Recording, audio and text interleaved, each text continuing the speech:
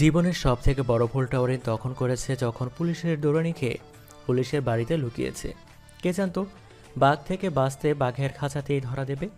দেয়ালে টাঙানো মোটা ফ্রেমের ছবিটা দেখে চোখ বড় বড় করে তাকিয়ে আছে ওরিন। ছবিতে মোটা গোফলা ইন্সপেক্টর হানিফ চৌধুরীর সাথে ৩২ পাটি দাঁত বের করে হাসি দিয়ে দাঁড়িয়ে আছে হানিফ চৌধুরীর ছেলে মিস্টার করল্লা ভাজি। এটিতা করলার নাম জানে না ওরিন, শুধু জানে হানিফ চৌধুরীর ছেলে এই করলা ভাজি। করলা ভাজি না ডেকে ওরিন তাকে করলা নাম দিতে পারত, কিন্তু বেয়াদব লোকটার কথাগুলো পচা তেলে ভাজা পোড়া থাকার কারণে করলা ভাজি নাম দিয়েছে ওরিন। মিস্টার করলা ভাজির সাথে আজ সকালে প্রথম দেখা হয়েছিল ওরিনের। তারপরেই বাপ বেটার দৌড়ানি খেয়ে এখানে এসেছে হাজির। আজ সারাদিন চা হয়েছে। একটা ফুচকাওয়ালার ভ্যানের সামনে ১০-১২ জন মানুষের বেশ ভিড় জমেছে। সব মানুষগুলোর মাঝখানে দাঁড়িয়ে আছে ওরিন। পরনে একটা কালো জিন্স, সাদা টি শার্ট ও কালো কেস, চুলগুলো উপরে তুলে বেল্ট নিয়ে বাঁধা। মোটা তাজা একটা ভদ্রলোকের পকেটের দিকে লোভনীয় চোখে তাকিয়ে আছে সে। পকেট মারাটা তার পেশা, নেশা, যা খুশি বলা যায় সেটাই। এই কারণে মামাদের কাছে অনেক বকাও শুনেছেন।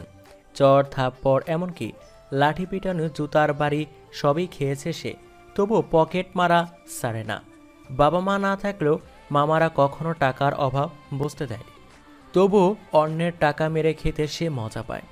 গুণ বলতে তার মাঝে কিছুই নেই, শুধু ন্যাকামি করার দক্ষতাটা আছে। কথায় আছে অতি আহ্লাদ বা আশকারা ভালো নয়। ওরিনকে আগে থেকেই আশকারা আহ্লাদ দিয়ে মাথায় তুলে নিয়েছে তার মামারা। এখন শাসন করে লাভ কি? কারণ এখন সব কিছু হাতের বাইরে চলে গেছে। তার মামিরা এখন শুধু এটাই বলে, বাবা মা ছাড়া সন্তান আর রাখাল ছাড়া গরু দুটোই একই রকমের হয়। ওরিন এসব কথা পাত্তা না দিয়ে তার মতোই চলে। তবে ওরিনকে বুঝতে হবে, মানুষ ঠকিয়ে খাওয়ার নাম আনন্দ নয়, বরং নিজে না খেয়ে মানুষকে খাওয়ানোর নাম আনন্দ। ওরিন যা করে এই সমাজের চোখে এসব ভালো দেখায় না। তার বয়সী একটা মেয়েকে এসব করা তো মানাই না। ওরিন এইবার ক্লাস 10-এ পড়েছে, তবে এটা তার 10-এ পড়ার বয়স নয়। পরপর 2 বার এসএসসিতে ফেল করার কারণেই এই 3য় বছর পর্যন্ত সে একই ক্লাসে আটকে আছে। ওরিন চারদিকে তাকিয়ে লোকটার পকেটের দিকে হাত বাড়ালো। পকেটে 2টো আঙুল ঢুকাতে যাবে, তখনই একটা হাত এসে খপ করে ওরিনের হাত ধরে ফেলল। ওরিন শুকনো ঢুক গেলে আস্তে আস্তে ঘাড় ঘুরিয়ে ডান পাশে তাকালো। সানগ্লাস চোখে লম্বা চওড়া একটা ছেলে, রোদে চিকচিক করা চুলগুলো উপরের দিকে নিয়ে আঁচড়ানো, কাঁধে ঝোলানো একটা গিটার, কালো কেস জিন্স ও লেটার জ্যাকেট পরা। কালোর ভিড়ে ফর্সা ছেলেকে বেশ লাগছে। ওরিনের ফর্সা রং ভালো লাগে না, তার একটাই কারণ ঈর্ষা, কারণ সে ফর্সা নয়, শ্যামপন্ন। ওরিন হাত ঝাড়া দিয়ে সারাতে চাইলে ছেলেটা আরো শক্ত করে হাত ধরে। চোখের সানগ্লাসটা খুলে বলল, What were you going to do? ওরিন কিছু না বলে ভয়ানক চোখে দিহানের দিকে তাকিয়ে হাত ছাড়াতে শটফট করল। দিহান ধমকের সরে বলল, তুমি ওনার পকেটে হাত ঢোকাতে যাচ্ছিলে কেন? দিহানের ধমক শুনে সকল লোকগুলোর দৃষ্টি ওরিন আর দিহানের দিকে আসলো। ওরিন ডুকরে কেঁদে উঠল। কেঁদে কেঁদে লোকগুলোকে বলল, আমি সত্যি এটা করতে যাইনি, বিশ্বাস করুন, উনি মিথ্যে বলছেন। দিহান বোকা বনে যায়। হরিণকে দেখে মোটেও পকেট মার বলে মনে হচ্ছে না।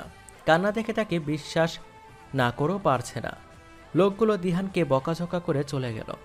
সব মানুষ চলে যাওয়ার পরে অরিনও যেতে পা বাড়ায়। দিহান খপ করে অরিনের হাত ধরে ফেলে। অরিন ভয়ানক চোখে তাকিয়ে শুকনো এক ঢোক গেল। এবার নিশ্চয় এই লোকটা তাকে অপমানিত পিটুনি দেবে। দিহান রাগী গলায় বলল, ওই মেয়ে পালিয়ে যাবে কোথায়? আমি নিজে চোখে দেখেছি তুমি ওনার পকেটে হাত ঢোকাতে যাচ্ছিলে, মিথ্যা বললে কেন? অরিন হাত মোচড়াতে মোচড়াতে কাঁদো কাঁদো মুখ বানিয়ে বলল, হাত ছাড়ুন প্লিজ, আমি আর জীবনে এমন করবো না। আসলে জানেন আমি অনাথ, আমার কেউ নেই, আমার খুব টাকার দরকার। এটা না করে আমি পারছিলাম না, বিশ্বাস করুন, আমি ভদ্র ঘরের বাচ্চা। দিহানের কেন জানি খুব মায়া লাগলো। মানুষ কতটা অসহায় হলে যুবতী হয়েও এইরকম কাজ করে। অরিনের হাত ছেড়ে দিয়ে শীতল গলায় বলল, এই তোমার বাসা কোথায়? ওই যে ডানের মোড়ে গিয়ে বামের মোড়ে উত্তরে যে মসজিদ আছে তার পেছনে লাল গলির মোড়ে গিয়ে দক্ষিণের ওখানে একটা চায়ের দোকান আছে না, সেই দোকানের পেছনে বসতিতে থাকি। অরিনের কথা দিহানের এক কান দিয়ে ঢুকে অন্য কান দিয়ে বেরিয়ে গেছে। এত গলির মোড়ে পেঁচিয়ে তার মস্তিষ্ক এলোমেলো হয়ে গেছে। দিহান এসব মাথা থেকে ছেড়ে পড়ল। আচ্ছা, তুমি আর কে কে আছে তোমার পরিবারে? আমি আর আমার একটা বিলাই স্যার। দিহান কিঞ্চিত কপাল কুঁচকে তাকালো। এই মেয়ের ভাষা এত আজব কেন? দিহান বলল, আমাদের পরিবার থেকে গরিব দুঃখীদের দান খয়রাত করা হয়, আমাদের থেকে তুমি সাহায্য নিতে পারো। জি স্যার।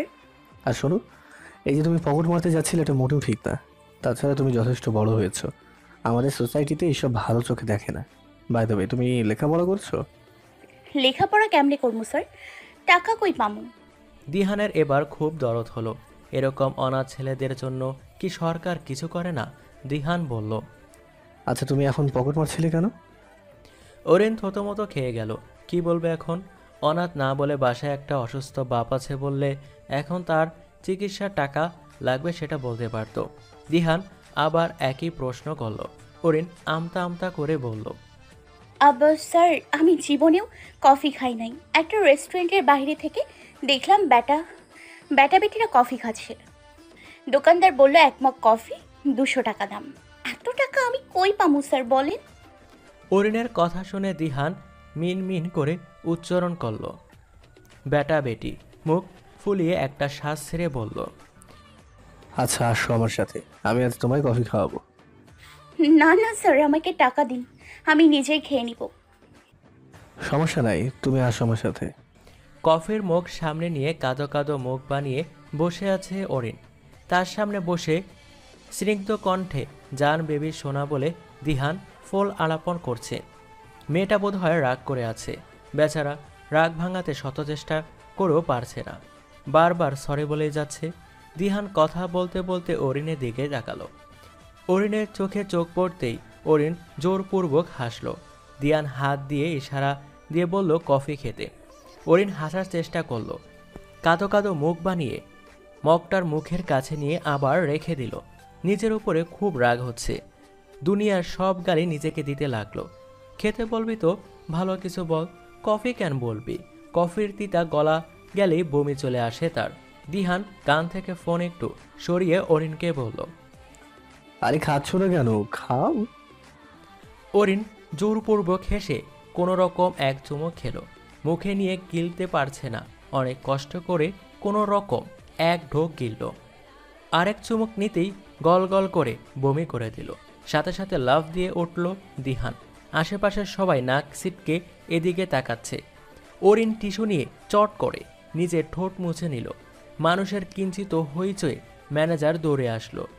রক্তিম চোখ করে হুঙ্কার দিয়ে বলল, কে করছে এটা? দিহান ম্যানেজারকে সরি বলতে যাবে তার আগেই অরিন তীরান্বিত করে দিহানকে দেখিয়ে বলল, এই ভাইয়া করেছেন, আপনারা ওনাকে কিছু বলবেন না প্লিজ। উনি ইচ্ছে করে করেননি, ভুল করে হয়ে গেছে। তারপর দিহানকে বলল, ভাইয়া সরি বলুন ম্যানেজার সাহেবকে। দিহান 440 ভোল্টের শক খেলো। এই মেয়ে এতটা সাংঘাতিক ভাবতেই পারেনি সে। মেয়েটাকে বাঁচাতে সে সরি বলতে চাচ্ছিল, অনাথ ভেবে হেল্প করছে, আর সে মেয়ে কিনা তাকে ফাঁসাচ্ছে। এখন এই মেয়েকে কিছু বলে দ্বিতীয়বার লোকের কথা শুনতে চায় না সে। দিহান এই রেস্টুরেন্টের রেগুলার কাস্টমার, তাই ম্যানেজার কিছু বলল না। তবে যেতে যেতে কিঞ্চিত বিরক্ত মাথা কণ্ঠে মিনমিন করে বলল, বমি পাচ্ছিল তো ওয়াশরুমে যেতে, শুধু শুধু অন্যদের ডিস্টার্ব কেন করলে? একটা সার্ভেন্ট এসে ফ্লোর পরিষ্কার করতে করতে দিহানের দিকে বিরক্তির চোখে তাকালো। দিহান কটমট করে অরিনের দিকে তাকাতে তাকাতে ওয়েল্ট বের করে বিল বুকে টাকাটা রাখলো। এরই মাঝে দিহানের ফোন বেজে উঠল। সুইটহার্ট লেখা নাম্বার থেকে কল এসেছে। দিহান কল কেটে মেসেজ দিল। তার ফোকাস পুরোটাই যখন ফোনের দিকে, তখন অরিন চারদিকে তাকিয়ে আস্তে আস্তে বিলবুকটা কাছে নিল। দিহান তার গার্লফ্রেন্ডের মেসেজ দিয়ে হোয়াটসঅ্যাপ থেকে বের হতেই আঙুলের টাচ লেগে ক্যামেরা অন হয়ে গেল। ক্যামেরা অফ করতে গিয়ে চোখ বড় বড় হয়ে গেল। ফোনের স্ক্রিনে স্পষ্ট দেখা যাচ্ছে অরিন বিলবুক থেকে টাকা সরিয়ে নিচ্ছে। দিহান চোখ বড় বড় করে অরিনের দিকে তাকালো। ততক্ষণে অরিন শান্তশিষ্ট ভাব নিয়ে বসে আছে। দিহান ওয়েলেট থেকে আবার 200 টাকা বের করে বিল বুকে রেখে অরিনের হাত ধরে টানতে টানতে বাইরে নিয়ে আসলো। রেস্টুরেন্টের অনেকটা দূর এসে ঝাড়ি মেরে অরিনের হাত ছেড়ে গলা উঁচিয়ে ধমক দিয়ে বলল, এই মেয়ে, তুমি তো দেখি মারাত্মক সাংঘাতিক। ওখানে আমি তোমাকে হেল্প করছি আর তুমি আমাকে ফাঁসালে। তারপর তুমি বিলবুক থেকে টাকা নিলে, আমি তোমাকে কফি খাওয়াচ্ছি তো টাকা চুরি করলে কেন? অরিন থুতোমতো হয়ে গেল। কই না তো। আমি কেন টাকা আমি কোনো টাকা নিইনি। দেখি তোমার হাত দেখি। অরিন চট করে টাকাটা বুকে লুকিয়ে নিল। দিহান আরেকটা ঝাটকা খেল। তীক্ষ্ণ চোখে তাকিয়ে গ্রহণ কণ্ঠে বলল, ছি ছি ছি, এত শেমলেস! হ্যাঁ, আমি তোমাকে সত্যি সত্যি অসহায় ভাবছিলাম। তুমি তো নির্লজ্জ অসভ্য চোর একটা মেয়ে। আমি চোর হলেও ভদ্র চোর। আমি গরিবের পকেট মারি না। কি, চোর আবার ভদ্র হয় নাকি? জি হয়, তবু আপনার মতো করলা হয় না। হোয়াট? আমি করল্লা? না না, আপনি হচ্ছেন করলা ভাজি, যেটা তেলের নাড়াচাড়াই আরও তিতা হয়। যেমন টেম্পারমেন্ট তেমন ল্যাঙ্গুয়েজ। তুমি জানো তুমি কার টাকা চুরি করেছো? জানো আমি কে? অরিন তুড়ি বাজাতে বাজাতে আঙুল নাচিয়ে বলল, আপনি জানেন আমি কে? খুব ভালো করে জানি তুমি একটা চোর। এর পরেও আমার একটা পরিচয় আছে। আমি হলাম অ্যাঞ্জেল অরিন। জানেন, ফেসবুকে আমার 5000 ফলোয়ার আছে। তোমার ফলোয়ারদের ডাস্টবিনে ফেরি। চোর মেয়ে কোথাকার! আমি তোমাকে এক্ষুনি বোঝাচ্ছি জরি পানিশমেন্ট কি হতে পারে। আপনি কোন প্রেসিডেন্ট যে আমাকে হুমকি দিচ্ছে? দিহান দাঁতে দাঁত চেপে বলল। ইন্সপেক্টর হানিফ চৌধুরীর ছেলে। অরিন চোখ বড় বড় করে তাকালো। এই ছেলেটা হানিফ চৌধুরীর ছেলে। হানিফ চৌধুরী, যিনি ইতিমধ্যে অরিনকে ধরার জন্য আপ্রাণ চেষ্টা করে যাচ্ছেন। কেননা ভুলবশত অরিন একদিন ওনার পকেট মেরে দিয়েছিল। তারপর উনি অরিনকে অনেক দৌড়ানি দেয়। ভাগ্যবশত সেদিন অরিন বেঁচে গেছিল। এর পরের দিন অরিন স্কুল থেকে বাসা যাচ্ছিল। হানিফ চৌধুরী সেদিনও তাকে দৌড়ানি দিয়েছিল। দিবেই তো, ওনার ওয়েল্টে গুনে গুনে 5000 টাকা ছিল। আজ আবার ওনারই ছেলে টাকা চুরি করলো। দিহান তার বাবাকে ফোন দিচ্ছে। অরিন দৌড়ে মারবে, দিহান খপ করে ধরে ফেলে। অরিন অনেক ছটফট করে নিজেকে ছাড়াতে, কিন্তু দিহানের থেকে ছাড়াতে সম্ভব হচ্ছে না। ধস্তাধস্তির এক পর্যায়ে অরিন দিহানের হাতে কামড় দিয়ে বসে। দিহান আত্মনাদ করে অরিনকে ছেড়ে দেয়। তৎক্ষণাৎ অরিন দৌড় মারে। দিহানও দৌড় মারল। দৌড় দিতেই হোঁচট খেয়ে পরে তার গিটার পড়ে গেল। গিটার তুলে দৌড় দিতে দিতে অরিন অনেক দূরে চলে গেল। এই মেয়ের দৌড়ানির তেজ দেখেই বোঝা যাচ্ছে এই মেয়ে জীবনে অনেক দৌড়াদৌড়ি করেছে। দৌড়াতে দৌড়াতে দিহানের বাসার কাছাকাছি চলে আসলো। দিহান দৌড়াতে দৌড়াতে পকেট থেকে ফোন বের করলো। বাড়ির লোকেদের বলতে বাইরে বের হয়ে এই মেয়ের পথ আটকাতে। পকেটে ফোন বের করতে ফোন হাতের থেকে পড়ে গেল। দিহান ফোন তুলে সামনে তাকিয়ে দেখে অরিন নাই। চারদিকটা খুঁজেও আর পায়নি অরিনকে। সে দেখেনি অরিন তার থেকে বাঁচতে গিয়ে তারই ঘরে লুকিয়েছে। যত সময় যাচ্ছে অরিনের ভয় বেড়ে চলছে। নিজের উপরে খুব রাগ হচ্ছে তার। কি দরকার ছিল পুলিশের টাকা চুরি করার? এখন এখান থেকে বের হবে কেমনে সেটা ভেবে পাচ্ছে না। হঠাৎ মাথায় এলো তার বেস্টু লুপার কথা। হ্যাঁ, একমাত্র লুপাই তাকে হেল্প করতে পারে। অরিন পকেট থেকে ফোন বের করলো। ডায়াল খোঁজে চান্দু, আক্কাস, সকিনা নাম্বার পরে একটা নাম্বারে থামলো লুহা নামে। এই লুহাটাই হচ্ছে লুপা। সে কখনো কোনো ব্রেসমেন্টকে সঠিক নামে ডাকে না। এমন এমন নাম ডাকে যেগুলা শুনলে যে কেউ তাকে উগান্ডাবাসী না বলে পারবে না। অরিন ফোন দেওয়ার সাথে সাথেই লুফা ফোন ধরে বলল। অরিন বিচলিত কণ্ঠে বলল, হ্যালো, লুহা বলছিস? আমাকে হেল্প কর হিয়ার প্লিজ। আমি পুলিশ ব্যাটার দৌড়ানি খেয়ে পুলিশের ঘরে ঢুকে গেছি। আরে ওটাকে এত বড় করে দেখছিস কেন ইয়ার? আমি বাঘের খাঁচায় আটকে গেছি, সেটা তো দেখ প্লিজ। পুলিশ ব্যাটার বাড়িতে।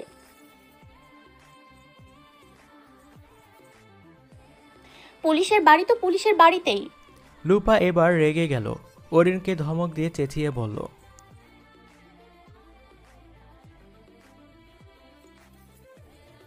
হ্যাঁ আছে। অরিন আস্তে আস্তে থাই গ্লাসটা খুলল। আসার সময় বারান্দা দিয়ে এসেছে, মনে নেই বাইরে কি কি দেখেছে। জানলা খুলে চারদিকে তাকিয়ে বলল, দোস্ত, রাস্তাঘাট তো কিছুই দেখা যাচ্ছে না, শুধু জানালার সোজা একটা গন্ধরাজ ফুলের বাগান, তার পাশে দোলনায় এক হালি ছেলে মেয়ে আড্ডা দিচ্ছে। রূপা কিছুক্ষণ চুপ থেকে সংশিত কণ্ঠে বলল, একদম। হ্যাঁ, তুই জানলি কেমনে?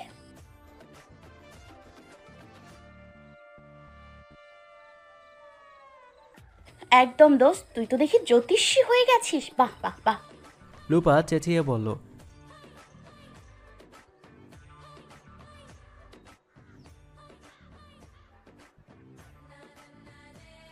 অরিনকে ঝাড়ি দিয়ে লুপা ফোন রেখে দিল। অরিনের উপরে খুব রাগ হয় তার। অরিন আর কোনো বাসা পেল না, সোজা তার বাসায় গিয়ে লুকালো। এই বয়সে সে কেউ এমনটা করে? আজ এতদিন পরে বন্ধুদের সাথে ঘুরতে বের হলো, আর আজই অরিনের এই কাণ্ড করতে হলো। লুপা তার বন্ধুদের থেকে বিদায় নিয়ে চলে গেল। সবাই তাকে অনেক রিকোয়েস্ট করলো একটু পর যেতে, সে শুনল না। বন্ধুরা একা ছাড়তে চায়নি, জোর করে চলে এসেছে সে। অরিন কি থেকে কি সমস্যা পাকিয়ে ফেলবে কে জানে। তার আগে লুপাকে সেখানে পৌঁছাতে হবে। অনেকটা রাস্তা আসার পরে লুপা কিঞ্চিত ঘাবড়ে গেল। চারদিকে কেমন যেন ভুতুরে লাগছে। জনশূন্য রাস্তা, একটা পাকপাখালিও দেখা মিলছে না। শর্টকাটা রাস্তা বলে এই নির্জন রাস্তা দিয়ে এসেছে তারা। সাহস করে যে চলে আসলো, যেতে পারবে তো? একটা গাড়িও আসছে না। কিছুদিন আগে এই রাস্তায় একটা ছেলের লাশ পাওয়া গিয়েছিল, কথাটা মনে হতেই গায়ের পশম দাঁড়িয়ে গেল। আয়াতুল কুস্তি পরে দ্রুত পা চালালো লুপা। ইচ্ছে করছে বন্ধুদের কাছে চলে যেতে। অনেক জায়গা চলে এসেছে, এখন যতক্ষণে বন্ধুদের কাছে চলে যাবে ততক্ষণে এই রাস্তা পেরিয়ে যেতে পারবে। আরও কয়েক কদম আসতেই কারো আর্তনাদ আসলো লুপার কানে। কেউ আহ বলে চিৎকার করে উঠল। লুপা তৎক্ষণাৎ চারদিকে তাকালো, কাউকে দেখা যাচ্ছে না। শুকনো এক ঢোক গিলে নিজেকে শান্ত করল। শুকনো পাতার উপরে হাঁটার শব্দ আসলো। লুপার ইচ্ছে করলো দৌড় দিয়ে চলে যাবে, কিন্তু লোকটার আর্তনাদ। কে এভাবে আর্তনাদ করলো? হয়তো লোকটা বিপদে আছে। লুপা যদি একটু হেল্প করতে পারে সেই আশায় সে ভয়ে ভয়ে জঙ্গলের দিকে পা বাড়ালো। একটু জায়গা এগিয়ে যেতেই থমকে গেল সে। চারটা ছেলে মিলে একটা লাশ বস্তায় ঢুকাচ্ছে। একজন গাছের গোড়ায় বসে সিগারেট টানছে। লুপা কপাল কোঁচকালো। এটা তো সঙ্গীত তারকা।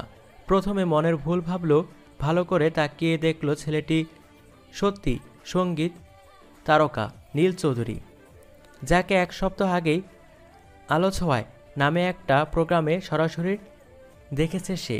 লুপার সাথে সাথে ফোন বের করলো।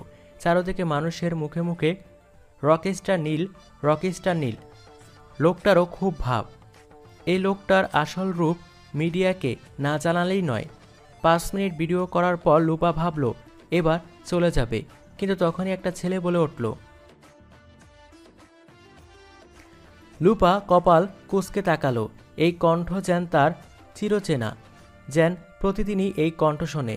ভয়ের চোটে কণ্ঠটা চেনেনি সে, কিন্তু আবার কথা বললে চিনে ফেলবে। লোকটার মুখও দেখা যাচ্ছে না। নীল গম্ভীর গলায় বলল, কেটে টুকরো টুকরো করে ঢুকা। হাতি কেন, হাতির বাপও ঢুকবে। যে লোকটার কণ্ঠ চেনা লাগছিল সে লোকটা পকেট থেকে রুমাল বের করে মুখ বেঁধে নিল। তারপর চাপাটি বের করতে লুপা ভয়ে চিৎকার দিয়ে উঠল। সাথে সাথে চোরকির মতো সবগুলো চোখ লুপার উপরে নিক্ষেপ হলো। লুপার ফোনে তখনও ভিডিও হচ্ছিল। সবার মুখ এবার স্পষ্ট ক্যামেরায় উঠল। সবার রক্তিম চোখ দেখে লুপার কলিজা শুকিয়ে গেল। শুকনো ঢোক গেল, দৌড় দিল সে। নীল বসা থেকে উঠে চেঁচিয়ে বলল, ওই ধরোই মেয়েকে। সাথে সাথে ছেলেগুলো দৌড় দিল। লুপা দৌড়ে অনেক জায়গায় চলে এসেছে। এতগুলো মানুষের দৌড়ানির কারণে পুরো জঙ্গল জোরে চঞ্চন শব্দে মুখরিত। দৌড়াতে দৌড়াতে হঠাৎ লুপা হোঁচট খেয়ে পড়ে গেল। হাতটা যেভাবে মাটিতে পড়েছে সেভাবেই হাত রেখে মুঠো করে নিল। সাথে সাথে মুঠোতে ভরে গেল ধূলিকণায়। ছেলেগুলো তাকে ধরতে যাবে, চট করে পিছন ঘুরে ধুলো ছুঁড়ে মারল। সবার চোখে হাত দিয়ে আত্মনাদ করতে লাগলো। কিন্তু নীল দূরে থাকায় সে রক্ষা পেয়ে গিয়েছে। লুপা নীলকে দেখেই আবারও দৌড় দিল। নীল এসে তাকে খপ করে ধরে ফেলল। নীলের উদ্দেশ্য ফোন নেওয়া। লুপা দুহাতে ফোন ধরে বুকে চেপে রাখল। নীল ধস্তাধস্তি করে যাচ্ছে। লুপা হাঁটু তুলে নীলের পুরুষঙ্গে আঘাত করে। সাথে সাথে নীল লুপাকে ছেড়ে দেয়।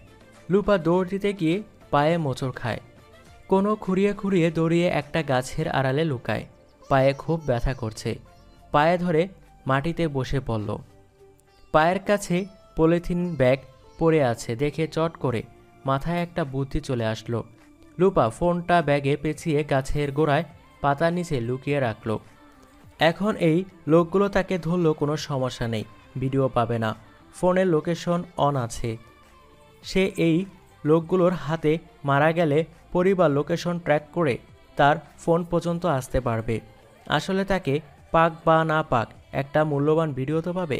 লুপা চুল থেকে ক্লিপ খুলে গায়ে একটা দাগ কাটল। যদি বেঁচে যেতে পারে আবার এসে যেন ফোনটা খুঁজে পায়। তখনই টাস টাস করে থাপ্পড় মারার শব্দ কানে আসলো।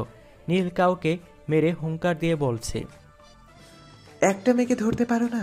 চারদিকে খোঁজ লাগাও, এই মেয়েকে আমার সামনে নিয়ে আসো। কিছুতেই এই ভিডিও মিডিয়ার কাছে পৌঁছে গেলে তোমরা কেউ আমার হাত থেকে বাঁচবা না, জ্যান্ত মাটিতে পুঁতে দিব। লুপা কেঁপে উঠল। গাছে পিঠ ঘেঁষে আস্তে আস্তে রাস্তার দিকে তাকালো। লোকগুলো পাগলের মতো তাকে খুঁজছে। নীল রাগে ফোঁস ফোঁস করছে।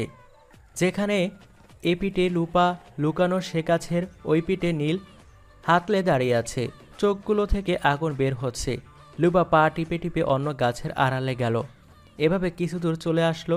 চারদিকে তাকিয়ে দেখলো ওদের কেউ এদিকে নেই। লুপা দৌড় দিল। দৌড়াতে দৌড়াতে অনেক জায়গায় এসে হাঁটুতে ভর দিয়ে দীর্ঘশ্বাস নিল। কাল আবার আসতে হবে এখানে, যে কারণে হোক এই ভিডিও হাতছাড়া করা যাবে না। অরিন বারবার লুপাকে ফোন দিচ্ছে, কিন্তু বেয়াদব ফোন তুলছে না। এদিকে খিদায় অরিনের পেট চোচো করছে। এখান থেকে বের হবে কি করে সে? ড্রেসিং টেবিলের উপরে পানির বোতল রাখা ছিল। সব পানি খেয়ে ফেলেছে সে। আর মনে হয় রাতের আগে এখান থেকে বের হতে পারবে না। লুপা কি বাসা চেনেনি? কিন্তু ও তো বলল ও আসছে। অরিন বিছানার মাঝামাঝি চিটপটং হয়ে শুয়ে পড়ল। কেসটাও পা থেকে খুলল না। অরিন ঘুমানোর চেষ্টা করলো, ঘুম আসছে না। শোয়া থেকে উঠে এসির রিমোট খুঁজল। অনেক খোঁজার পরে কোথাও পেল না। রিমোট খুঁজতে গিয়ে রুমে ছোটোখাটো ঘূর্ণিঝড় চালিয়েছে অরিন। একটা জিনিসও আর ঠিক নাই, সব বিস্তৃত করে দিয়েছে। হঠাৎ মনে হলো সে বালিশের নিচে খোঁজেনি। বালিশ তুলতে রিমোটটা পেয়ে গেল। এসি বাড়িয়ে দিয়ে বিছানার চাদর তুলল, তারপর সেটা গায়ে জড়িয়ে ঘুমিয়ে পড়ল। দিহান বাসায় এসে দেখল সবাই ড্রয়িং রুমে বসে আড্ডা দিচ্ছে। তার আম্মু চাচিরা সোফায় বসা।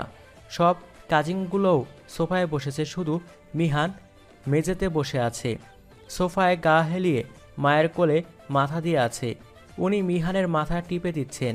আজ 1 সপ্তাহ হলো মিহান হাত ভেঙেছে। মিহান তার ছোট চাচ্ছুর ছেলে। রূপা, মিহান, রিহান ওরা 3 ভাই বোন। দিহানের 2 চাচ্ছু, ওর বড় চাচ্ছুর 2 সন্তান ইসু ও জিহান। আর দিহানরা 3 ভাই বোন। দিহান, দিশা, দিয়া সব কাজিনগুলো এখানে আছে, শুধু লুপা নেই। বাসায় অনেক করে সবাইকে মানিয়ে বন্ধুদের সাথে ঘুমাতে গেছে সে। দিহান দিশার মাথায় চটি মেরে বলল,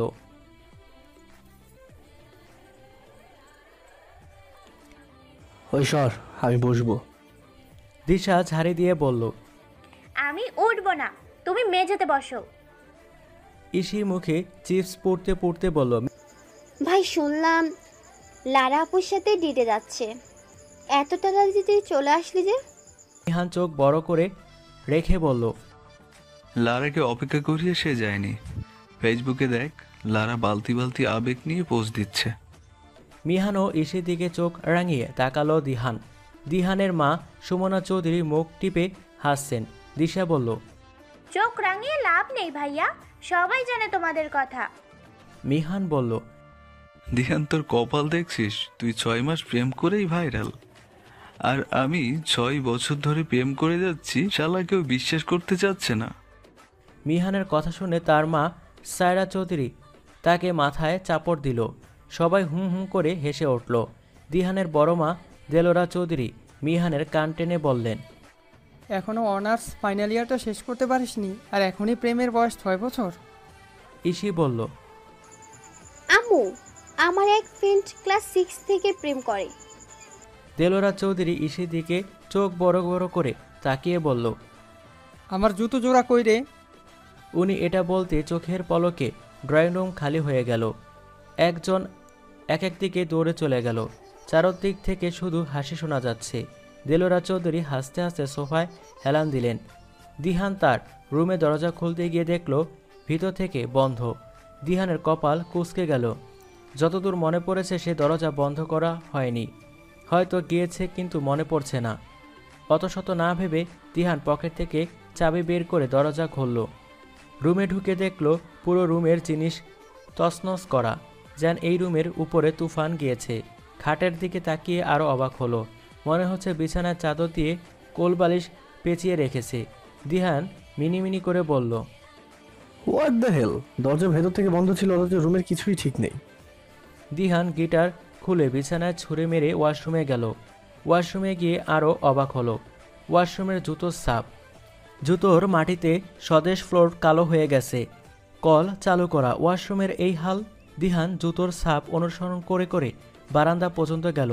সেখানে গিয়ে আরও অবাক হলো। বারান্দায় ক্যাকটাস গাছের দুটো গাছ ভাঙা। বারান্দায় জুতোর ছাপ নয়, স্বয়ং কাদা লাগানো। মনে হচ্ছে কেউ ইচ্ছে মতো জুতো ঘষে পায়ের কাদা ছাড়িয়েছে। দিহানের এবার পায়ের রক্ত মাথায় উঠে গেল।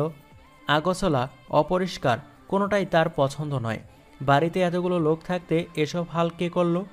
নিশ্চয় এগুলো তার ভাই বোনগুলো করেছে, নয়তো এত কিছু হলো কি করে? রাগে ফোঁসাতে ফোঁসাতে বারান্দা থেকে রুমে আসতেই চমকে উঠল সে। বিছানার চাদরের ফাঁকে দুটো পা দেখা যাচ্ছে, কালো রঙের কেস পরা। দিয়ান হন হন করে হেঁটে এসে টান দিয়ে চাদর সরাতেই চোখ বড় বড় হয়ে গেল। এটা তো সেই চোর মেয়ে। তাহলে এত কিছু এই মেয়েই করেছে? এই মেয়ে কিনা তার ঘরেই লুকিয়েছে। দিহান চেঁচিয়ে বলল, চোর চোর চোর! অরিন লাফ দিয়ে শোয়া থেকে উঠে দৌড় মেরে দরজার দিকে যেতে যেতে বলে, কে কোথায় আছো? চোর চোর চোর! দিয়ান খপ করে অরিনকে দু হাতের বেড়ে দিয়ে ধরে ধমক দিয়ে বলে, এই মেয়ে, তুমি কাকে চোর বলছো? চোর তো তুমি। দিহানের কথায় অরিন যেন ভূমিকম্পর ধাক্কা ঘুম থেকে জাগলো। বড় বড় চোখ করে দিহানের দিকে তাকিয়ে চেঁচিয়ে বলল, কেউ এসো না, চোর নাই চোর নাই চোর নাই! ততক্ষণে দিহানের রুমে সবাই চলে আসলো। হুড়মুড়িয়ে সবাই রুমে ঢুকতে দিহান এভাবে কাউকে ধরে আছে দেখে সবাই থমকে গেল। দিহান চট করে অরিনকে ছেড়ে দিল। সুমনা চৌধুরী অবাক হয়ে বলল, এই মেয়েটাকে দিহান? এই মেয়ে একটা চোর মা, সকালে আমার 200 টাকা চুরি করেছে। অরিন ইনোসেন্ট মুখ বানিয়ে বলল, জানো, তুমি আমাকে চোর বানিয়ে দিলা। আমি চোর? তুমি তো আমাকে এখানে আসতে বললা। বলেই কাদার নাটক করল অরিন। উপস্থিত সবার মাথায় বাস পড়ল। অবাক হয়ে দিহানের দিকে তাকালো সবাই। দিহান বলল, what the hell, damn it, মিথ্যা বলছো কেন? কে তোমার জানো, কে তোমার শোনা? হ্যাঁ? অরিন নাক টেনে কাদার ভঙ্গি করে বলল, কেউ না, আমি তো কেউই না। হয়তো নতুন কাউকে পেয়ে গেছো। সমস্যা নেই, আমি চলে যাচ্ছি, আর জীবনে এই বাড়িতে আসবো না। বলেই অরিন চলে যেতে পা বাড়ালো। দিহান খপ করে অরিনের হাত ধরে বলল, এই মেয়ে, পালানোর জন্য নাটক করো? এসব করে কোনো ফায়দা হবে না, তোমাকে এক্ষুনি পুলিশে দেবো আমি। অরিন কাঁদো কাঁদো মুখ করে বলল, কোন অপরাধে? তোমাকে ভালোবাসার অপরাধে? বাচ্চার বাবার অধিকার চাওয়ার অপরাধে? তাহলে ঠিক আছে, দাও জেলে। তবে তার আগে আমার অসুস্থ বাবার মুখটা একবার দেখে আসতে দাও প্লিজ। বলে দু হাতে মুখ চেপে হাওমাও করে কেঁদে উঠল অরিন। দিহানের পরিবার সবাই যেন 440 ভোল্টের শক খেল। সবাই একসাথে অস্পষ্ট ঠোঁটের উচ্চারণ করল, বাচ্চার বাবা। দিহান বোকা বনে গেছে। এই মেয়ে এত নিখুঁত অভিনয় করছে কেমনে? অরিন সুমনা চৌধুরীকে বলল, আচ্ছা আন্টি, আমি চলে যাচ্ছি। আমি জানি আপনারা বড়লোক মানুষ। এখন আমাকে টাকা দিয়ে বলবেন এসব ভুলে যাও, আমাদের ছেলে আশেপাশে এসো না। আমার টাকা লাগবে না আন্টি। আমি অনাথ হতে পারি, গরিব হতে পারি, কিন্তু লোভী না। আমি চলে যাচ্ছি, আর কখনো আসবো না আপনাদের ছেলের আশেপাশে। আপনারা ভালো থাকবেন। বলেই অরিন চলে যেতে পা বাড়ালো। সুমনা চৌধুরী অরিনের হাত ধরে আটকে ধরলেন। অরিন ভয়ানক চোখে তাকালো। তাদের পাশের বাসার এক ভাইয়ের কাছে এক মেয়ে বাচ্চার দাবি চাইতে এসেছিল। পুরো পরিবার মিলে মেয়েটাকে ধাক্কিয়ে ঘর থেকে বের করে দিয়েছিল। অরিন ভেবেছে তাকেও সেভাবে বের করে দেবে, কিন্তু ওর তো হাত ধরে আটকাচ্ছে। অরিন কিঞ্চিত ভয়ানক গলায় বলল, ছাড়েন আন্টি, আমি এই লোকটাকে আর চাই না। আমি বাসায় যাব। সুমনা কোনো জবাব না দিয়ে ছেলেকে তীক্ষ্ণ গলায় প্রশ্ন ছুড়লেন। এই মেয়ে এসব কি বলছে দিহান? দিহান বিরক্ত নিয়ে বলল, আব্বু, এই মেয়ের একটা কথাও বিশ্বাস করবে না। না এই মেয়েকে আমি চিনি, আর না এই মেয়ের কোনো ডিটেলস আমি জানি। এই মেয়ে সব মিথ্যা কথা বলছে। দিলেরা চৌধুরী বললেন, তাহলে মেয়েটি কেন মিথ্যে বলবে দিহান? কি শত্রুতা তার সাথে তোর? কোনো শত্রুতা থাকতে হয় না বড় মা। এই মেয়ের স্বভাবটাই এমন, মানুষকে বিব্রতকর পরিস্থিতি ফেলে এই মেয়ে মজা পায়। এই মেয়েকে আমি হারে হারে চিনি। এই মেয়ে একটা চোর। একবার হাড়ে হাড়ে চিনো, একবার কিছুই জানো না ভাইয়া। দিশার করুণ কণ্ঠের কথাটা শুনে দিহান দিশার দিকে তাকালো। দিশার চোখে যতটা কৌতূহল ততটা ধিক্কার দেখছে সে। দেখবেই তো, দিশার বেস্ট ফ্রেন্ড হচ্ছে লারা। লারার কানে এসব কথা গেলে দিশা কিভাবে লারাকে ফেস করবে? দিহান দিশা দু বাহু ধরে বলল, ট্রাস্ট মি দিশা, এই মেয়ে মিথ্যে বলছে। কিন্তু কেন বলেছে ভাইয়া? বাঁচতে, এখান থেকে বাঁচতে যাচ্ছে সে। সুমনা চৌধুরী টাস করে দিহানকে থাপ্পড় দিল। অরিন ভয়ে কেঁপে উঠল। দিহান গালে হাত দিয়ে কাতর চোখে মায়ের দিকে তাকালো। সুমনা চৌধুরী বললেন, অন্যের মেয়ে নিয়ে খেলা করার আগে ভেবে নিবি তোর ঘরেও আল্লাহ দুটো বোন দিয়েছে। দিহান চেঁচিয়ে বলল, আম্মু, এই মেয়ে মিথ্যা বলছে। আর কতবার বলবো তোমায়? তোমরা এখনো ওকে চেক করলে আমার 200 টাকাটা পাবে। দিশা এসে অরিনের পকেটের সব পকেট চেক করতে লাগে। কোনো পকেটে একটা টাকাও নাই। তারপর দিশা চেঁচিয়ে বলল, কোথায় টাকা ভাইয়া, কোথায় টাকা? দিহান অরিনের দিকে তীক্ষ্ণ চোখে তাকালো। টাকাটাও এমন জায়গায় রাখছে সে দিহান এখন বলতেই পারবে না কোথায় টাকা আছে। সুমনা চৌধুরী দিশাকে বললেন, তোর আব্বুকে ফোন দিয়ে আসতে বল। দিহান বলল, ওকে, আনো আব্বুকে। আব্বু আসলে জানা যাবে এই মেয়ে কি। আমি শিওর আব্বু এই মেয়েরই কথা আমাকে বলেছে, যে আব্বুর পকেট মেরেছে। অরিন শুকনো এক ঢোক গিলে বলল, আমি চলে যাচ্ছি আন্টি। আমি আপনাদের হীরার সংসারটা ভেঙে দিতে চাই না। দিহান দাঁতে দাঁত চেপে বলল। ভয় পেয়ে এখন পালাতে যাচ্ছ? অরিন ভয়ে কেঁদে উঠল, কিন্তু তার কান্নাটা সবার চোখে অন্যরকম দেখালো। মেয়েটাকে দেখে মনেই হচ্ছে না সে মিথ্যা বলছে। তার কান্না মিথ্যে নয়। সুমনা চৌধুরী অরিনকে বললেন, তুমি কোথাও যাবে না, মা এখানেই থাকবে। বলেই দিহানের দিকে অগ্নির দৃষ্টিতে নিক্ষেপ করে চলে গেলেন। ওনার পিছু পিছু বাকিরাও বেরিয়ে গেল। সবাই এখনও শক্টের উপরে আছে। ওরা রুম থেকে বেরিয়ে যেতেই দিহান অরিনের গাল চেপে ধরে দাঁতে দাঁত চেপে বলল, এই মেয়ে মিথ্যা বললে কেন তুমি? হ্যাঁ? অরিন চিল্লিয়ে কাঁদতে কাঁদতে বলল, ও আল্লাহ গো, মেরে দিচ্ছে গো আল্লাহ। ও আম্মু। অরিনের চিৎকারে সবাই দৌড়ে চলে আসলো। দিহান অরিনের মুখ চেপে ধরে আছে। সবাই অবাক হয়ে তাকালো। অরিন বলল, আপনাদের কেন সত্যিটা বললাম তাই মারছে। বলেই কাঁদতে লাগলো। সবাই দিহানকে অগ্নি চোখে দেখছে। এক তো বাড়ির ইজ্জত নিয়ে খেলছে, অন্যদিকে সত্য বলায় মারছে। সুমনা চৌধুরী অরিনকে নিয়ে নিজের রুমে চলে গেল। দিহান একদম নির্বোধ হয়ে গেল। এই কোন মেয়ের পাল্লায় পড়ল সে? হানিফ চৌধুরীকে ফোন করে আসতে বললেন। 1 ঘন্টার ভিতরে 3 ভাই শান্তিনীরে পৌঁছে যায়। বাসায় আসতে দিশা তার বাবাকে সব বলে দিল। দিহানের উপরে খুব অসন্তুষ্ট সে। বাবাকে বিষয়টা রাগের মাথায় বলল। সব শুনে হানিফ চৌধুরী, হান্নান চৌধুরী দিহানের বড় চাচু ও হাসান চৌধুরী দিহানের ছোট চাচু বড়সড় শখ খেলেন। দিহান এমন কিছু করতে পারে তা তারা ভাবতেও পারেনি। দিহান এমন ছেলে নয়, সবাই খুব ভালো করে জানে তাকে। হানিফ চৌধুরী ছেলের উপরে রেগে গেলেন। এত বড় কাজ দিহান করল কি করে? একটা মেয়ে সে বাড়িতে সন্তানের বাবার দাবি চাইছে। বাইরের লোকগুলো জানলে তাদের সম্মানের কি হবে? হানিফ চৌধুরী হুঙ্কার দিয়ে দিহানকে নিচে ডাকলেন। একে একে সবাই নিচে চলে আসলো। সবার মুখে বিষণ্ণতার ছাপ, শুধু দিহানের চেহারায় বিরক্তি। দিহান এসে বিরক্ত মুখে বাবার সামনে দাঁড়ালো। হানিফ চৌধুরী কক্ষ গলায় বললেন, এসব কি শুনছি দিহান? দিহান গম্ভীর গলায় বলল, যা শুনেছ মিথ্যা আব্বু। এই মেয়েটাকে আমি ভালো করে চিনিও না, আজই প্রথম দেখা হয়েছে। তাহলে এই মেয়েটা এসব বলছে কেন? তার কি লাভ এসব বলে? দিহান বিরক্ত গলায় বলল, দেখ, তোমরা আমার ঘরের মানুষই আমাকে বিশ্বাস করো না কেন আমি বুঝতে পারছি না ব্যাপারটা। হান্নান চৌধুরী বললেন, যাও মেয়েকে ভিতরে নিয়ে এসো। সুমনা চৌধুরী অরিনকে আনতে উপরে গেলেন। অরিন বারান্দা দিয়ে পালানোর চিন্তা ভাবনা করছিল। সুমনা চৌধুরীকে দেখে কেঁপে উঠল। সুমনা চৌধুরী অরিনকে বললেন, আসো, দিহানের বাবা এসেছে। অরিন শুকনো ঢোক গিললেন। হানিফ চৌধুরীর সামনে গেলে তো সে সোজা জেলে চলে যাবে। সুমনা চৌধুরী বললেন, আসো। অরিন হাসার চেষ্টা করে বলল, না আন্টি, আমি পর্দা করি, পুরুষদের সামনে বের হই না। ওনাকে বলুন যা জিজ্ঞেস করা জোরে জোরে দরজার ওপাশ থেকে জিজ্ঞেস করতে, আমি এপাশ থেকে উত্তর দিব। সুমনা চৌধুরী কপাল কুঁচকে অরিনের পা থেকে মাথা পর্যন্ত তাকালেন। জিন্স আর টি শার্ট পরে থাকা মেয়েটা বলছে পর্দা করে। অরিন নিজের দিকে তাকিয়ে বুঝল তেল আর পানিকে এক করে দিচ্ছে সে। জোরপূর্বক হেসে বলল, আসলে আন্টি উনি তো আমার লাগে, তাই না? সেজন্য ওনার সামনে এগুলো পরে থাকি। বোঝেন তো রোমান্স। ঠিক আছে বুঝেছি। আমি তোমাকে সালোয়ার কামিজ দিচ্ছি, তুমি সেগুলো পরে আসো। আন্টি একটা ওড়না দেন, শুধু ঘোমটা থাকলেই চলবে। সুমনা চৌধুরী মনে হয় অরিনের কথায় বিরক্ত হলেন। কেমন করে যান তাকালেন।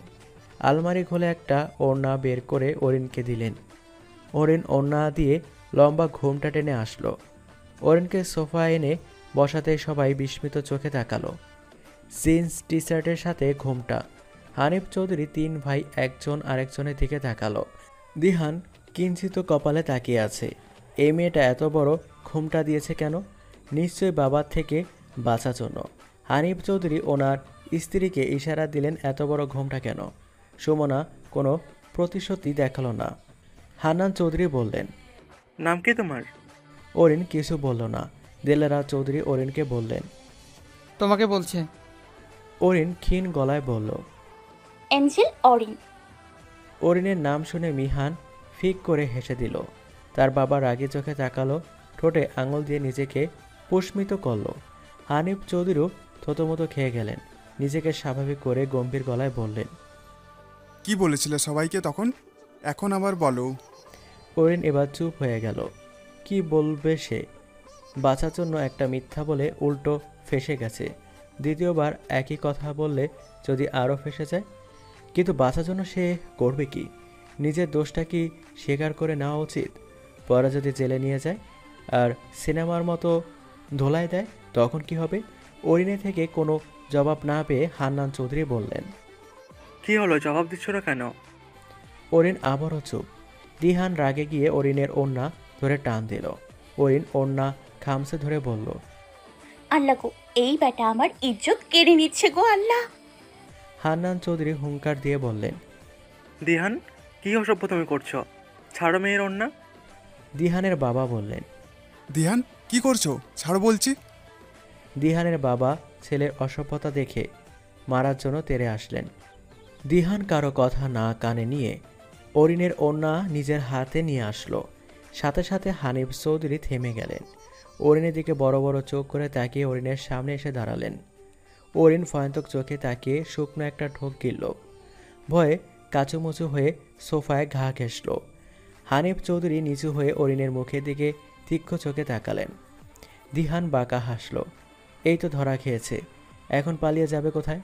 হানিফ চৌধুরী তাকানো দেখে উপস্থিত সবাই অবাক হয়ে তাকিয়ে আছে। হানিফ চৌধুরী বললেন, তোমাকে কোথায় যেন দেখেছি। হানিফ চৌধুরী অরিনকে সঠিকভাবে চিনতে পারেনি দেখে অরিনের ভয়ান্তক চোখে আশার আলো চিকচিক করে জ্বলে উঠল। সোজা হয়ে বসে বলল, দেখবেন তো আঙ্কেল, আপনি না দেখলে কেডা দেখবো বলেন? আপনার মতো এত সুইটের ডিব্বা, কিউটের ডিব্বা, ইয়ং এবং ডিব্বা একজন পুলিশ যেখানে যান সেখানে তো আপনাকে দেখার জন্য মেয়ের লাইন লেগে যায়। আমার এক ফুপু এখনও বিয়ে হয়নি, আপনি তার ক্রাশ।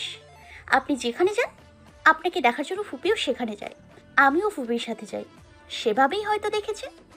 আমার ফুপি না সারাদিন শুধু হানিফ চৌধুরী করতেই থাকে। করবেই তো, হানিফ চৌধুরীর পেটে আঙুল দিয়ে গুঁতা দিতে। এত কিউটের বস্তা হলে তো আমার খালা ফুপি সবাই আপনার পেছনে দৌড়াবে। জানেন, একবার আমার এক খালা আপনার দিকে ইয়া মোটা হা করে তাকায় আসছিল, মুখ দিয়ে মাছি ঢুকছিল বের হচ্ছিল। আমি ওনার মাথায় চাটি মেরে বললাম, আন্টি এত বড় হা কইরা করেন কি? বাতাস খান নাকি? আন্টি কি বললো জানেন? হানিফ চৌধুরী কৌতূহল চোখে তাকিয়ে না সূচক মাথা নাড়ালেন। দিহান বাদে উপস্থিত সবাই কৌতূহল চোখে চেয়ে আছে। অরিন বলল, তারপর খালা আমারে বলল, হানিফ চৌধুরী যখন চোরের পেছনে দৌড়ায় ওরে দেখতে যা লাগে না রে অরিন, একদম অমিতাভ বচ্চন। হানিফ চৌধুরী সোজা হয়ে দাঁড়ালেন, ঠোঁটের কোণে হাসি চিকচিক করছে। লজ্জায় যুবকদের মতো লাল হয়ে গেলেন। সুমনা চৌধুরী স্বামীর দিকে অগ্নি চোখে তাকিয়ে আছেন, যেন চিবচ্ছেন ঠিক শুধু গিলতে পারছে না। দিহানেরও রাগ হচ্ছে তার বাবার উপরে। কেউ তেল মারল আর উনি সেটা গিলে ফেললেন। সে চেঁচিয়ে বলল, আব্বু একদম মেয়ের কথা শুনবে না, এই মেয়ে সব মিথ্যা কথা বলছে। অরিন ইনোসেন্ট মুখ বানিয়ে বলল, আমি মিথ্যে বলছি কেন? আঙ্কেল কিউট নয়, ইয়ং নয়? আঙ্কেলকে কারোর ভালো লাগতে পারে না? উনি দেখতে খাটাসের মতো। দজ্জলের মতো কি ওনাকে লাগে? সেটা হয়তো তোমার কাছে লাগে, কিন্তু আমার কাছে লাগে না। অরিন তাকিয়ে দেখল দিহানের চাচুরা অরিনকে সন্ধিহান চোখে দেখছে। অরিন ওনাদের জব্দ করতে বলল, একবার আপনি আমার চাচুদের দিকে তাকিয়ে দেখুন, ওনাদের নিষ্পাপ চেহারা, যুবকদের মতো ফিগার, পোশাক আশাকের আভিজাত্য দেখে মনে হচ্ছে তারা কোনো দেশের রাজা। ওনাদের সোফায় বসার কথা, ওনাদের জন্য সিংহাসন হওয়া উচিত। দিহানের চাচারা লজ্জা লাল হয়ে গেলেন। মিটিমিটি হাসতে হাসতে নিজের স্ত্রীর দিকে তাকালেন। অরিন আবারও বলল, আর আপনার মা চাচিদের দেখুন, মনে হচ্ছে ওনাদের চেহারা দিয়ে লালিত্য বেয়ে পড়ছে। নেই কোনো বয়সের চাপ, নেই কোনো সৌন্দর্যের ঘাটতি। 3টি শিরোভূষণ মাথায় রেখে দিলেই তারা রানী হয়ে যেত। তাদের জন্য এই শাড়িগুলো একদম যায় না, তাদের জন্য তো লক্ষ লক্ষ টাকা দামের লেহেঙ্গা চাই। দিহানের মায়ের রাগী মুখটা এবার হাসি ফুটে উঠল। দিহানের বড় মা মিটিমিটি হেসে কানে গুজল চুল, আবারও গুজলেন। মিহানের মা নিজের শাড়ি আঁচল ধরেছিলেন, সেটার দিকে তাকিয়ে ছাড়ি মেরে হাত থেকে সরালেন। অরিন আবারও বলল, আর আমার ভাই বোনদের দেখুন, ওরা একদম হিন্দি ফিল্মের হিরো হিরোইনদের মতো। অরিনের কথায় দিশা বাদে ইসি দিয়া ও মিহানের চেহারায় লজ্জার আভা ফুটে উঠল। মিহান কলার ঠিক করে চুলে হাত বোলালো। দিহান চেঁচিয়ে বলল, কি শুরু করেছো সবাই? চেনা নেই জানা নেই একটা মেয়ের কথা এত বিশ্বাস কেন করছো? সবাই স্বাভাবিক হয়ে গেল। দিহান বলল, সবাই আমার কথাটা একবার শোনো প্লিজ। এই মেয়েকে আমি সত্যি চিনি না, বলছি তো, আজই প্রথম এই মেয়ের সাথে আমার দেখা হয়েছে। দিশা এগিয়ে এসে ভাইয়ের সামনে দাঁড়িয়ে বলল, ঠিক আছে, তাহলে তুমি আমাদের এটা বলো, এই মেয়ে তোমার ঘরে কেন ছিল? এই মেয়েকে নিয়ে আমি রেস্টুরেন্টে ছিলাম। আমি তাকে কফি খাইয়ে যখন কফির বিল রাখলাম তখন সে বিল বুক থেকে টাকাটা সরিয়ে নিয়েছে। তারপর আমি। দিশা দিহানকে আর কিছু বলতে না দিয়ে বলল, তুমি তাকে নিয়ে রেস্টুরেন্ট ছিলে, কফিও খাইছিলে কেন? তুমি বলেছো তাকে চেনো না, তাহলে তাকে নিয়ে রেস্টুরেন্ট কেন যাবে ভাইয়া? দিশা শোন, তুই আমাকে ভুল বুঝছিস, আমি তোকে শুরু থেকে সব বলছি। দিশা চেঁচিয়ে বলল, আর কিচ্ছু বলতে হবে না ভাইয়া, সব বুঝতে পারছি আমি। তুমি লারাকে ঠকাচ্ছ ভাইয়া, অথচ একবারও ভাবছো না এসব লারা জানলে আমি তাকে কিভাবে ফেস করব। দিশা আমার কথাটা তো শোন, আমি তাকে নিয়ে রেস্টুরেন্টে ছিলাম, তার মানে এটা না যে আমি তাকে চিনি বা আমি তার বিএফ। সে কফি খেতে চেয়েছিল তাই আমি খাওয়াচ্ছিলাম।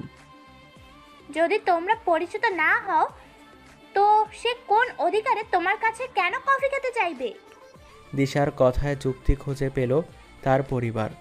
সবাই দিশার সাথে তাল মিলিয়ে দিহানকে প্রশ্ন ছুড়তে থাকলো। দিহানের মস্তিষ্ক কাজ করছে না। এমন পরিস্থিতিতে শিকার সে কখনই হয়নি। দিহান যেটা বলছে সেই কথাটা প্যাচ লাগছে। অরিনের খারাপ লাগছে দিহানের জন্য। আচ্ছা, সে যদি সবাইকে সত্যিটা জানিয়ে দেয় তাহলে কেমন হবে? হয়তো জেলে নেবে, কিন্তু ফাঁসি তো আর হবে না। অরিন দিশাকে বলল। আপু, আমার কথাটা শুনুন। দিহান চেঁচিয়ে বলল, এই মেয়ে, তুমি একটা কথা বলবে না, না তো খুন করে দেবো তোমাকে আমি। আগে শুনুন কি বলি। চুপ! দিহানের ধমকে অরিন কেঁপে উঠল। সে দিহানের বাবাকে গিয়ে বলল। আঙ্কেল, আপনি আমার কথাটা শুনুন। হানিফ চৌধুরী গম্ভীর গলায় বললেন, কিছু বলতে হবে না।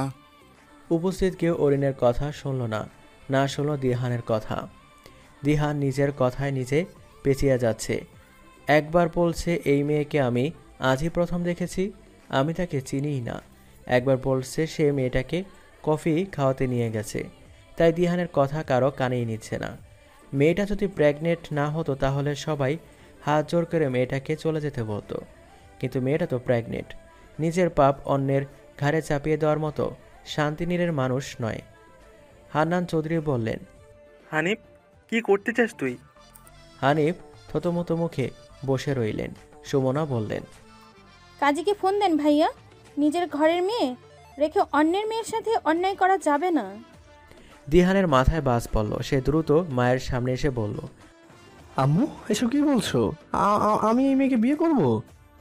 সুমনা চৌধুরী কিছু না বলে রাগান্বিত মুখে বসে রইল। দিশা কাঁদতে কাঁদতে উপরে চলে গেল। দিহান অনেক করে বলার পরও কেউ দিহানের কথা শুনল না। কাজীকে ফোন দিয়ে এনে মাগরিবে নামাজ পড়ে দুজনের বিয়ে পড়িয়ে দেওয়া হলো। দিহান অরিন অনেকবার সবাইকে কিছু বলতে চাইল, কিন্তু কেউ তা শুনলই না। কারো রাগ অরিনের উপরে নয়, রাগ হচ্ছে দিহানের উপরে। সে কেন একটা মেয়েকে নিয়ে খেলবে? পরিবারের সম্মান কই যাবে যদি লোকের কানে কথাটা যায়? বিয়ে পড়ানো শেষে যে যার রুমে চলে গেল। মাত্র ঘটা ঘটনায় কেউ খুশি নয়। হঠাৎ করে এমন কিছু হলে খুশি হওয়ার কথাও নয়। দিহান রুমে এসে রাগে ফোঁস করতে লাগলো। কেন সে এত দরদ দেখাতে গিয়েছিল? লারাকে কি বলবে সে? লারা যদি এসব জানে তাহলে লারা তাকে কি ভাববে? লারা একের পর এক কল করে যাচ্ছে, দিহান ফোন তুলছে না। লারা যদি বলে সে সব জেনে গেছে, তখন দিহান সেটা সহ্য করবে কেমনে? ইসি অরিনকে রুমে দিয়ে চলে গেল। দিহান চোয়াল শক্ত করে অরিনের দিকে অগ্নি চোখে তাকালো, কিন্তু অরিনের মাঝে তেমন কোনো প্রতিক্রিয়া হলো না। কেন হবে? সে কি এই লোকটার সাথে সংসার করবে নাকি? সুযোগ পেলেই এই বাসা থেকে পালিয়ে যাবে সে। আচমকা দিহান বসা থেকে উঠে অরিনের গলা চেপে ধরে দাঁতে দাঁত চেপে বলল, এই মেয়ে, সবাইকে তুমি মিথ্যা বললে কেন? তুমি জানো তুমি কি করেছো? গলা ছাড়েন, নয়তো চিল্লামু। দিহান গলা ছেড়ে দিয়ে বলল, তুমি এসব করে পাও কি বলো তো? অন্য কেউ হেনস্থা করে তোমার ফায়দাটা কি বলবে? আজ যেটা করেছো তাতে আমার কি ক্ষতি হয়েছে বুঝতে পারছো? এত বড় মিথ্যে না বলে তুমি যদি আমার কাছে ক্ষমা চাইতে, আমি তোমাকে ছেড়ে দিতাম। অরিন ক্ষীণ কণ্ঠে বলল, আমি ডরাইছিলাম। কি? দেখেন, আপনি আমাকে এবার এটা বলবেন না। আপনি আমাকে ক্ষমা চাইতে বলেছিলেন। আপনি বারবার বলছিলেন আমাকে পুলিশে দেবেন, তাই আমি ডরাইছিলাম। দিহান দাঁতে দাঁত চেপে বলল, আর তাই তুমি একেবারে আমার বাচ্চার মা হয়ে গেলে? আমি সিনেমায় দেখেছিলাম এক ব্যাটার বাড়িতে একটা বেটি এসে বলে সে তার বাচ্চার মা হতে যাচ্ছে। তারপর ব্যাটার মা এসে বেটির চুল ধরে টেনে নিয়ে ঘর থেকে বের করে দেয়। আমি ভেবেছি এসব বললে আমাকেও বের করে দেবে। হ্যাঁ চুপ! ব্যাটা বেটি কি? হ্যাঁ, ওসব কিছু তো সিনেমার মতো সাজালে হয় না, ঠিক আছে? রিয়েলিটি বুঝতে হবে। রিয়েলিটিতে কোনটা কি রূপ নেবে সেটা বুঝতে হবে। বাস্তবে এমনটা দেখেছি। দিহান দাঁতে দাঁত চেপে নিজেকে নিয়োজিত করে বলল, দেখো, ঠান্ডা মাথায় বলছি, আমার কথাগুলো মনোযোগ দিয়ে শোনো। তোমাকে আমি বউ হিসেবে মেনে নিতে পারবো না, আমার জিএফ আছে। আপনার মতো করলা ভাজিকেও আমি জামাই বলে মানি না। শোনেন, 1 সপ্তাহ পর আমি পালিয়ে যাব। আপনি যদি আমাকে পালিয়ে যেতে দেখেন তবু আটকাবেন না। দিহানের মেঘে ঢাকা আকাশ যেন সূর্য উঁকে দিল। বিস্মিত চোখে তাকিয়ে বলল, কি বললে তুমি? আবার বলো। পালিয়ে যাবে? হ্যাঁ। তাহলে কাল পালিয়ে যাও প্লিজ। আমার জিএফ এর কানে কথাটা পৌঁছানোর আগে হেল্প টু করো। এই ওসব শুনলে না ব্রেকআপ করে ফেলবে শিওর। আচ্ছা, তাহলে আমি কালকেই পালাবো, তবে আমাকে আপনার হেল্প করতে হবে। সমস্যা নেই, আমি তোমাকে গাড়ি করে এগিয়ে দিয়ে আসবো। যদি বলো তো আমি তোমাকে 20,000 টাকাও দেবো। অরিন চোখ বড় বড় করে বলল, 20,000 টাকা, তাও পালানোর জন্য? ওহ মাগো, আপনাকে না এখন আলু ভাজির মতো লাগছে। দিহান মুখ বাঁকা করে বলল, আলু ভাজি? আমার প্রিয় খাবার। দিহান কিছু বলল না।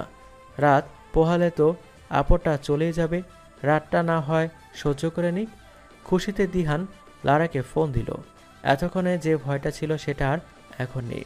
রাত পোহালেই অরিন পালিয়ে যাবে, তখন কারো কানে যাবে না অরিনের কথা, লারাও জানবে না অরিন নামের এই আপরটার কথা। রাতের খাবার রুমে এনে দেওয়া হলো। দিহান তখন ওয়াশরুমে ছিল। ওয়াশরুম থেকে এসে দেখলো মেঝেতে বসে অরিন ভাত খাচ্ছে। দিহান রাগে ধমক দিতে গিয়েও নিজেকে দমিয়ে নিল। কাল তো চলেই যাবে, ধমক দিয়ে শয়তান বিজ্ঞানের কি প্রয়োজন? দিহান বলল, এখানে কোথায় বসে খাচ্ছ? উপরে উঠে খাও, সমস্যা নেই, তুমি আজকের জন্য আমাদের মেহমান। অরিন লেগ পিসে কামড় দিতে দিতে বলল, মেঝেতে বসে খাওয়া সুন্নত।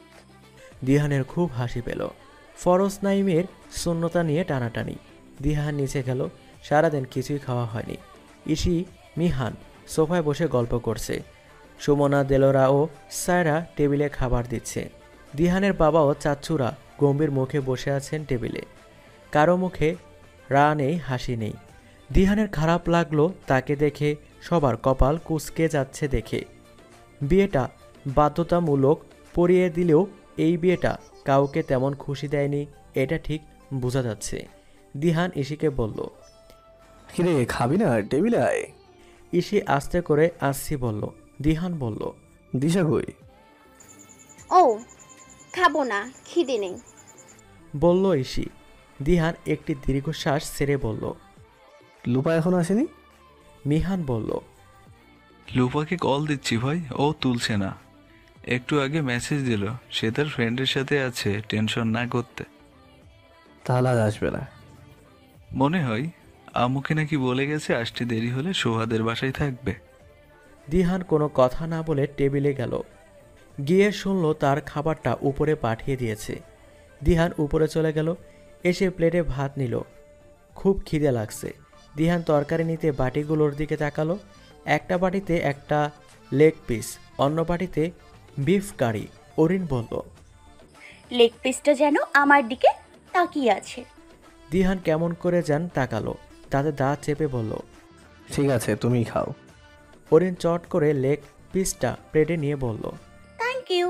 দিহান বিরক্তি চোখে তাকালো। এই মেয়ে কি রাক্ষস নাকি? আজই এসেছে এই বাড়িতে, আর আজই এমনভাবে চলছে যেন সে অনেক পুরনো মেহমান। দিহান আবারও নিজেকে সামলে নিল।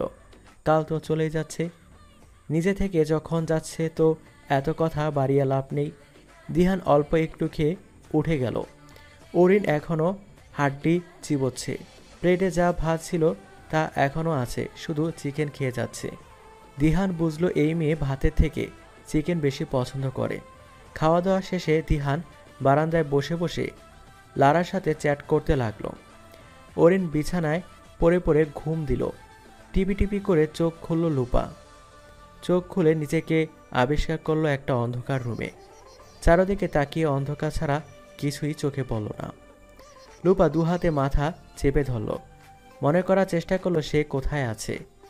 চোখ খিচে মনের উপরে জোর চালাতেই চট করে চোখ সব ভেসে উঠল। দুপুরের কথা। দুপুরে ফোন লুকিয়ে রেখে চলে গিয়েছিল সে।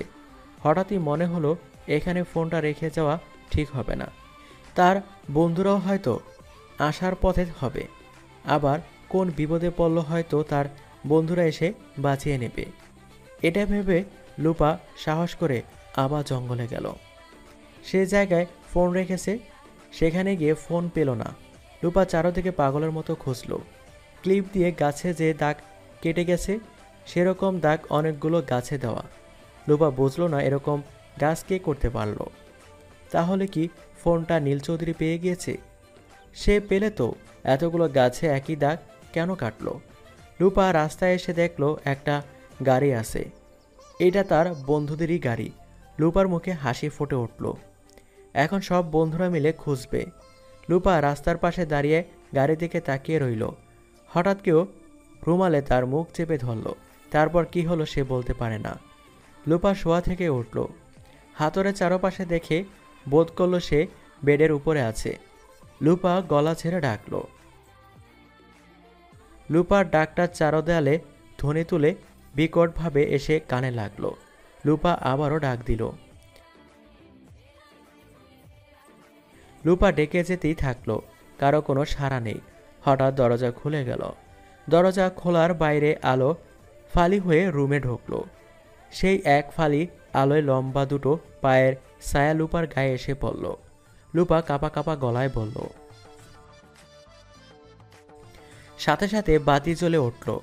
দরজার পাশে দাঁড়ানো মানুষটির মুখটা দেখে লুপা কেঁপে উঠল। অস্পষ্ট ঠোঁটে বলল। লুপা রুমের চারদিকে তাকালো।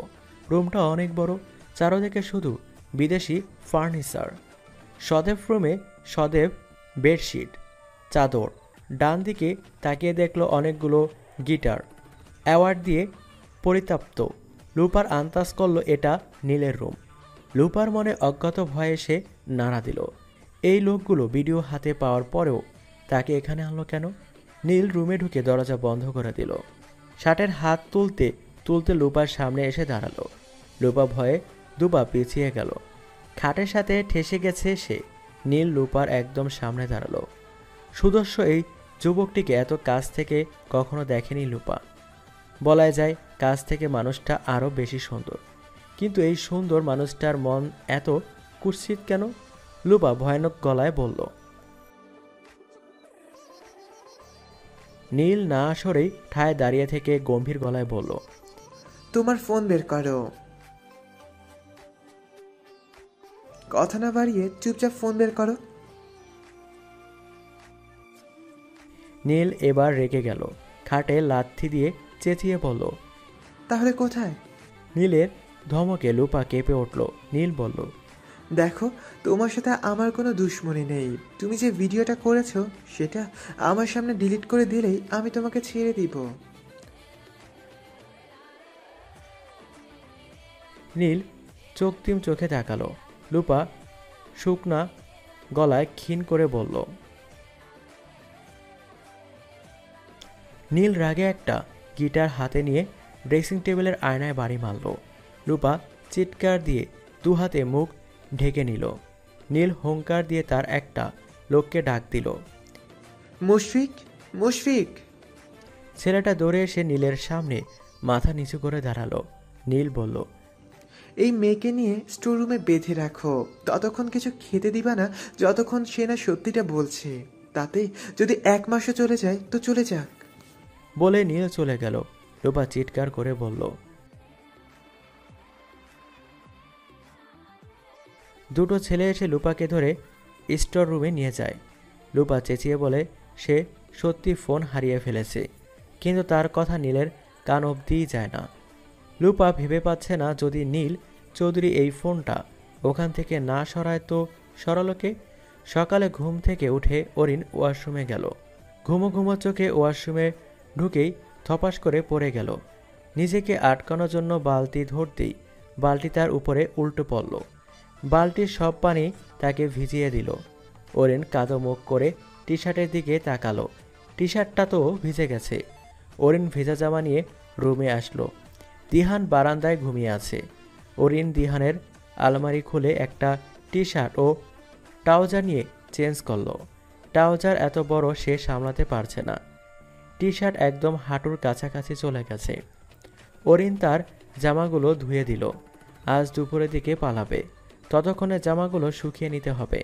জুতাটাও ভালো করে ধুয়ে নিল। কালকের কাদা শুকিয়ে গেছে।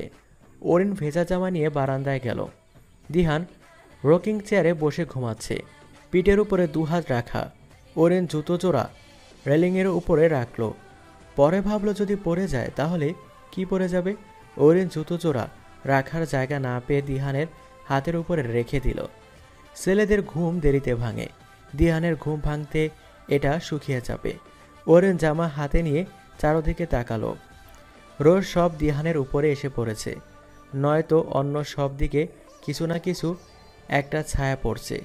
অরিন দিহানের রকিং চেয়ারে ধরে টান দিল। তার শক্তিতে কুলিয়ে উঠল না। শেষমেশ তার প্যান্টটা দিহানের কোমরের উপরে রাখল। রেখে দিহানের 2 পায়ের উপর তার প্যান্টের 2 পা মেলে দিল। টি শার্টটা দিহানের মুখের উপরে রাখলো। এইবার তাড়াতাড়ি শুকিয়ে যাবে। দিহানের জুতোটা পরে নিল। অরিনের পা থেকে জুতোর অর্ধেক বাড়তি। এই জামাগুলো ও জুতোতে অরিনকে গিলে খাচ্ছে। তার নিজের কাছে নিজেকে বাচ্চা বাচ্চা লাগছে। ট্রাউজারের 2 পা ধরে উপরে তুলে হেঁটে হেঁটে আবার ওয়াশরুমে গেল। শাওয়ার নেওয়ার সময় তার ব্রাশ করার কথা মনে নেই। ওয়াশরুমে গিয়ে দেখলো 2টো ব্রাশ একটা চকচক করছে, মনে হয় নতুন। অরিন চকচক করা ব্রাশ টুথপেস্ট নিয়ে ব্রাশ করতে করতে ওয়াশরুম থেকে বের হলো। রুমের বাইরে যেতে গিয়েও থেমে গেল। দিহানের বাবা চাচুরা বাসায় আসছেন। এভাবে ওড়না ছাড়া কিভাবে যাবে? কাল যে বলল সে পর্দা করে, সেটার কি হবে? অরিন আলমারি খুলে দিহানের আরেকটা ট্রাউজার বের করলো। কোমরের দিকটা বুকের উপরে রেখে 2 পা ঢুকাতে ওড়নার মতো লাগলো। তারপর রুম থেকে বেরিয়ে আসলো। এক হাতে ব্রাশ করছে, অন্য হাতে একবার এই পা তো একবার ওই পা ধরে টানছে। এভাবে ব্রাশ করতে করতে ড্রয়িং রুমে চলে আসলো। ড্রয়িং রুমে সবাই বসা ছিল। অরিনকে এই অবস্থায় দেখে সবাই হাসবে নাকি কাঁদবে বুঝতে পারল না। সুমনা চৌধুরী অরিনের দিকে হা করে তাকিয়ে আছেন। অরিন দিহানের বাবা চাচাদের দেখে ভদ্র সাজতে ট্রাউজারের 1 পা তুলে মাথায় দিল। মিহান এতক্ষণে কোনো রকম হাসি থামিয়ে রাখলো, এবার পারল না, ফিক করে হেসে দিল। অরিন ব্রাশ করতে করতে মিহানের দিকে তাকালো। মিহান উপরে দৌড় দিল। দিহানের রুমে দিহানকে না পেয়ে বারান্দায় গেল। বারান্দায় গিয়ে দিহানের অবস্থা দেখে সে এবার ভুলেই গেল হাসে কেমনে কাঁদে কেমনে। দিহানের উপরে কাপড়ের মতো কাপড় রেখে শুকানো হচ্ছে। মিহান হো হো করে হেসে উঠল। হাসতে হাসতে মেঝেতে বসে পড়ল। হাসির শব্দে দিহানের ঘুম ভেঙে গেল। দিহান আড়মোড়ো ভাঙতে হাত মেলল। জুতোজোড়া থপিয়ে মেঝেতে পড়ল। মুখের উপরে কিছু অনুভব করায় দিহান হাত দিয়ে দেখল টি শার্টটা হাতে নিয়ে কপাল কুঁচকে তাকালো। কোমরের দিকে তাকালো, আবারও ঝটকা খেলো। মিহান কিছু বলছে, কিন্তু হাসির সুরে কিছুই বোঝা যাচ্ছে না। একবার স্পষ্ট শোনা গেল, ভাই তোর উপর কাপড় আর জুতো শুকানো হচ্ছে। বলেই মিহান আবারও হাসতে লাগলো। দিহান রাগে বসা থেকে উঠে জুতাও টি শার্টটা ছুঁড়ে ফেলে দিল। মিহান বলল, ভাই এটা তো কিছু না, তোর বইয়ের ডিজিটাল ওড়না, দেখলে তুই মাথা ঘুরে পড়ে যাবি। আয়। মানে? মিহান দিহানকে নিয়ে নিচে গেল। নিচে গিয়ে দেখলো অরিন ব্রাশ করছে আর সবাই হা করে তার দিকে তাকিয়ে আছে। দিহান অরিনের পা থেকে মাথা পর্যন্ত তাকালো। অরিনের এই লেবাস দেখে মনে হলো সে মঙ্গল গ্রহ থেকে এসেছে। দিহানের হাসি পাচ্ছে নাকি কান্না পাচ্ছে বুঝলো না সে। অরিন বারবার পা ধরে টেনে উপরে তুলছেন। ব্রাশটা দেখে দিহান চট করে অরিনের হাত থেকে ব্রাশটা এনে বলল, তুমি এইটা দিয়ে ব্রাশ করেছো? অরিন ক্ষীণ করে বলল, সরি, আমার ব্রাশ নাই তো তাই। দিহান অরিনের হাতে ব্রাশ দিয়ে বলল, ইটস ওকে, এটা দিয়ে আমি নখ পরিষ্কার করি। দিহানের কথা শুনে অরিন চোখ বড় বড় করে তাকালো। তারপর মুখ চেপে ধরে উপরের দিকে দৌড় দিল। দৌড়ে ছুটে মোটা জুতো পা থেকে খুলে গেল। 2 হাতে ট্রাউজার টেনে টেনে দৌড়ানোর দৃশ্যটা দেখে হো হো করে হেসে উঠল সবাই। যতই যাই হোক, এমন দৃশ্য দেখলে কান্না করার মাঝেও হাসি আসতে বাধ্য। লুপা রাগে লুকে তাকিয়ে বলল, নীল মাত্র একটা লাড্ডু মুখে ঢুকিয়েছিল। লুপার কথা শুনে লাড্ডু মুখে নিয়ে হা করে তার দিকে তাকালো।